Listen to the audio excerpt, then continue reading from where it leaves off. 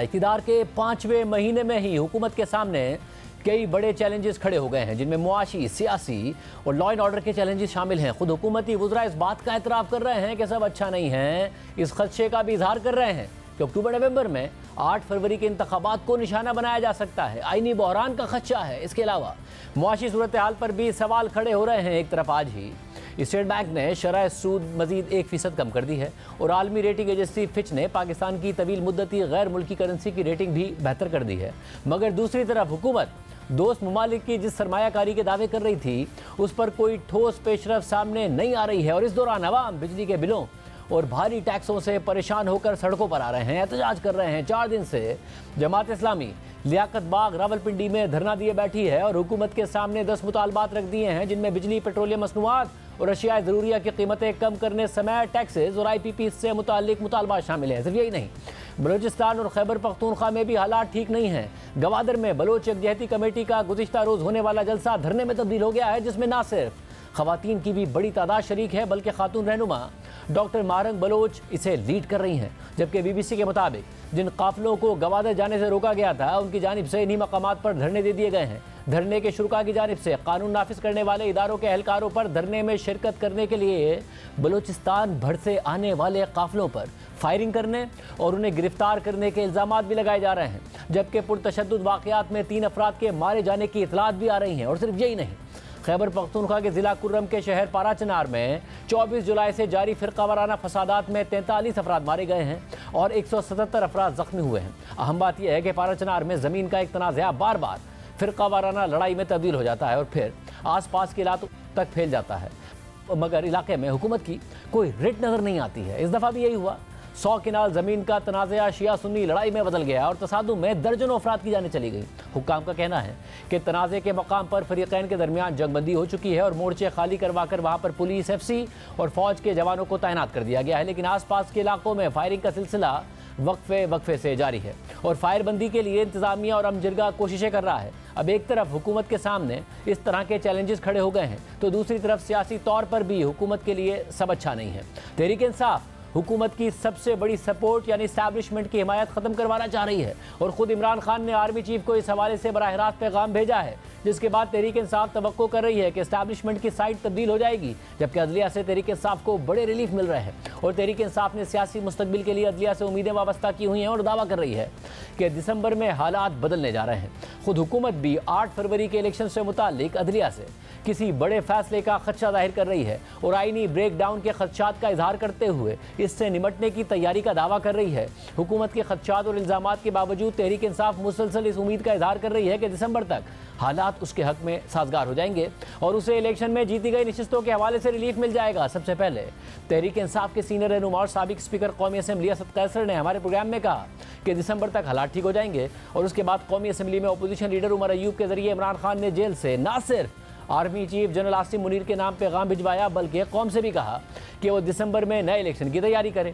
इसके अलावा इमरान खान ने उमर अयूब के जरिए आर्मी चीफ को पैगाम देने के बाद अपनी बहन अलीमा खान के जरिए भी जनरल आसिम मुनीर को पैगाम दिया कि वो न्यूट्रल हो जाएं और इसके बाद वज़ीर आला खैबर पख्तूनख्वा अली अमीन गंडापुर ने भी यही बात की और कहा कि इदारे न्यूट्रल हो जाएं, हुकूमत से खुद को दूर कर लें वरना मजीद नफरतें आपके खिलाफ फैल रही हैं। ये नाअहल है, ये निकम्मे हैं और मैं तो कहता हूँ ये पनौती आज़म है। जिस चीज में हाथ डालते हैं वो चीज तबाह हो जाती है। मेरी इदारों से रिक्वेस्ट है कि आप न्यूट्रल हो जाएं, इनके साथ रह के ये नहुसत का लानतान आप पे आ रहा है, लोग आपसे गिला कर रहे हैं क्योंकि लोग ये समझ रहे हैं कि आप इनको लाने वाले आप हैं, इनसे अपने आप को डिसएंगेज करो वरना मजीद नफरतें आपके खिलाफ फैल रही हैं। और आज अडियाला जेल में इमरान खान से मुलाकात करके तहरीक इंसाफ के चेयरमैन बैरिस्टर गौहर खान ने कह दिया कि इमरान खान ने इस बात का तज़किरा किया है कि थोड़ा सा टोन डाउन होना चाहिए। न्यूट्रल का मुतालबा यह है कि गैर सियासी हो जाएं, सियासत में दखलंदाजी ना करें।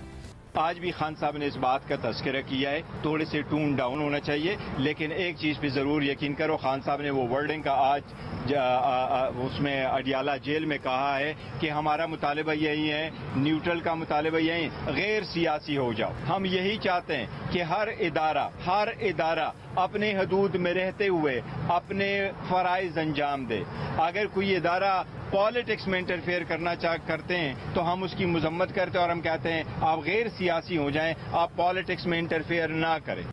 आज इमरान खान की बहन अलीमा खान ने अडियाला जेल के बाहर मीडिया से बात करते हुए कहा है कि हुकूमत चाह रही है कि इमरान खान कोई डील करें, लेकिन इमरान खान डील नहीं करेंगे और ये इमरान खान को जेल से नहीं निकालेंगे। तो हम सोशल मीडिया पे भी देखते हैं कि इमरान खान निकलने लगे हैं। इनका कोई इरादा नहीं है, इस वक्त ये इलीगल केसेस के ऊपर आ गए हैं। इनका ख्याल नहीं था कि इमरान खान अपने केसेस का सामना करेंगे। अब ये किस चीज़ के लिए कर रहे हैं केसेस? वो चाह रहे हैं कि इमरान खान कोई डील करे। मैं यही बताना चाहती हूँ, इमरान खान डील नहीं करेंगे और ये इमरान खान को जेल से नहीं निकालेंगे। इसके अलावा तहरीक इंसाफ के सीनियर रहनुमा हामिद खान ने इलेक्शन ट्रिब्यूनल से जल्द रिलीफ मिलने की उम्मीद जाहिर करते हुए कह दिया है कि हुकूमत को असल खतरा ट्रिब्यूनल से है। जिस दिन भी सही गिनती हो गई उस दिन दूध का दूध और पानी का पानी हो जाएगा और मुमकिन है कि हुकूमत की अक्सरियत खत्म हो जाए। इस फैसले के बाद वो अपने हवास बाख्ता हो गए हैं। उनके चेहरों से नजर आता है कि वो जिस उम्मीद पर बैठे थे वहाँ से ही हवास बाख्ता हो गए हैं। लेकिन असल उनको जिस बात का खतरा है वो अगला स्टेप है, वो ट्राइब्यूनल्स का है। क्योंकि बेशतर केसेस हमारे ऐसे हैं बिलखसूस पंजाब में नेशनल असेंबली के भी सूबाई असेंबली, वहाँ तो फॉर्म 45 ही कैलकुलेट करके बहुत सारी हमारी सीटें और निकल आएंगी। यहाँ खौफजदा है उनके कुछ, मैंने सुना कहा भी है कि अब ये हमारी सीटें खाली कराएंगे। जिस दिन भी सही काउंट हो गई उस दिन दूध का दूध पानी का पानी हो जाएगा, तो ऐन मुमकिन की मेजॉरिटी खत्म हो जाएगी। हुकूमत जहां एक तरफ तहरीक इंसाफ को अदलिया से रिलीफ की उम्मीद पर शक का इजहार कर रही है, वहीं आर्मी चीफ के नाम इमरान खान के पैगामात को मुआफ़ी तलाफी की कोशिश करार दे रही है। जबकि इन हालात में खबरें सामने आ रही हैं कि नून लीग की हुकूमत के लिए अंदरूनी तौर पर भी सब अच्छा नहीं है। यह खबर भी सामने आई कि नवाज शरीफ के करीब समझे जाने वाले वफाकी वज़रा अपनी वजारतों में ब्यूरोक्रेसी और दीगर की मुदाखलत से नाखुश हैं और वफाकी वजीर मनसूबाबंदी एहसन इकबाल मुस्ताफ़ी होने का सोच रहे हैं। द न्यूज़ में सहाफ़ी फ़खर दुरानी की खबर के मुताबिक गुज़िश्ता कुछ दिनों से नून लीग के सीनियर रहनुमा और वफाकी वजीर मनसूबाबंदी एहसन इकबाल के इस्तीफ़े की अफवाहें चल रही हैं, जिसकी वजह प्लानिंग कमीशन के deputy chairman doctor Jahanzeb Khan से उनके इख्तलाफात हैं। एहसन इकबाल की करीबी ज़राए के मुताबिक एहसन इकबाल मुस्तैफी नहीं हो रहे हैं, लेकिन अगर उन्हें फ्री हैंड नहीं दिया जाता और मुदाखलत जारी रहती है तो फिर वो ये काम करना छोड़ देंगे और हुकूमत में कोई और ओहदा लेने के लिए तैयार हो जाएंगे। खबर के मुताबिक इस हवाले से डॉक्टर जहांजेब खान से रब्ता किया गया तो उन्होंने मौक़िफ़ इख्तियार किया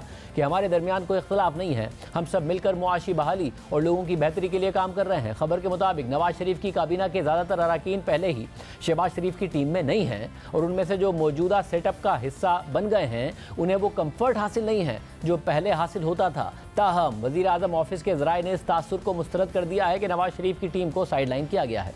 इस पूरी सूरत हाल पर बात करेंगे हमारे साथ खुद एहसन इकबाल साहब मौजूद हैं। उनसे चीफ जस्टिस काजी फाइज़ा के खिलाफ तहरीक लब्बैक के नायब अमीर ज़हीरुल हसन शाह की जानिब से नफरत अंगेज़ मुहिम और कत्ल की धमकियों से मुताल्लिक भी बात करेंगे, जिसके बारे में आज एहसन इकबाल ने ख्वाजा आसिफ के साथ प्रेस कॉन्फ्रेंस भी की, उसकी शदीद मजम्मत भी की, हुकूमत ने फौरी कार्रवाई भी की, मगर ये मामलात आखिर रुकेंगे कैसे?